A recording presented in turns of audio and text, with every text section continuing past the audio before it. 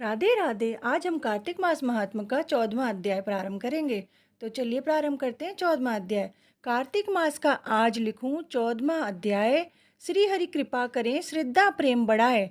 हे राजन, इस प्रकार उसको धर्म पूर्वक राज्य करते देखकर देवता क्षुब्ध हो गए। उन्होंने देवाधिदेव भगवान शंकर का मन में स्मरण करना प्रारंभ कर दिया और कितने ही प्रकार से स्तुति की। तब भक्तों की कामना पूरी करने वाले शंकर जी ने नारद को बुलाकर देव कार्य करने की इच्छा से उनको देवपुरी भेजा। शंकर भक्त नारद भगवान शंकर की आज्ञा से देवपुरी में गए। इंद्र आदि सभी देवता व्याकुल हो शीघ्रता से उठकर श्री नारद जी की स्तुति करने लगे। उत्कंठा भरी दृष्टि से सबने नारद जी की ओर देखा, अपने सब दुखों को कहकर उन्हें नाश करने की प्रार्थना की। तब नारद जी ने कहा, मैं सब कुछ जानता हूँ, इसलिए अब मैं दैत्यराज जलंधर के पास जा रहा हूँ। ऐसा कहकर देवताओं को आश्वासन देकर श्री नारद जी जलंधर की सभा में आए। जलंधर ने नारद जी के चरणों की पूजा कर हंसते हुए कहा, हे ब्राह्मण, कहिए आप कहाँ से आ रहे हैं और कहाँ कहाँ पर आपने क्या क्या देखा, यहाँ कैसे आए हैं? मेरे योग्य जो सेवा हो उसके लिए मुझे आज्ञा दीजिए।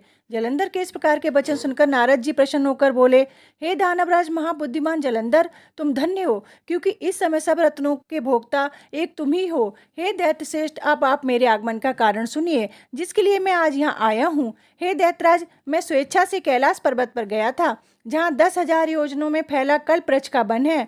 वहाँ पर मैंने सैकड़ों कामधेनुओं को घूमते हुए देखा, तथा ये भी देखा कि वह वन चिंतामणि से प्रकाशित परम दिव्य अद्भुत और सब स्वर्णमय है। मैंने वहां पार्वती के साथ स्थित शंकर जी को भी देखा, जो सर्वांग सुंदर, गौरवर्ण, त्रिनेत्र और मस्तक पर चंद्रमा धारण किए हुए हैं। ये देखकर मुझे बड़ा आश्चर्य हुआ कि इनके समान समृद्धशाली त्रिलोक में कोई है या नहीं है। हे दैतेंद्र, उसी समय मुझे तुम्हारी भी समृद्धि का स्मरण हो आया और उसे देखने की इच्छा से तुम्हारे पास आया हूँ। ये सुन जलंधर को बड़ा हर्ष हुआ। उसने नारद जी को अपनी सब समृद्धि दिखला दी। उसे देखकर देवताओं का कार्य करने में इच्छुक से प्रेरित नारद जलंधर की बड़ी प्रशंसा की और कहा, निश्चय ही तुम त्रिलोकपति होने के योग्य थे। तुम्हारे लिए ऐसा होना कोई विचित्र बात नहीं है। मैं देखता हूँ और तुम्हारे पास सब कुछ है, किसी बात की कमी नहीं है। ऐरावत, उच्च श्रवा घोड़ा, कल्प वृक्ष और कुबेर की निधि तुम्हारे पास है।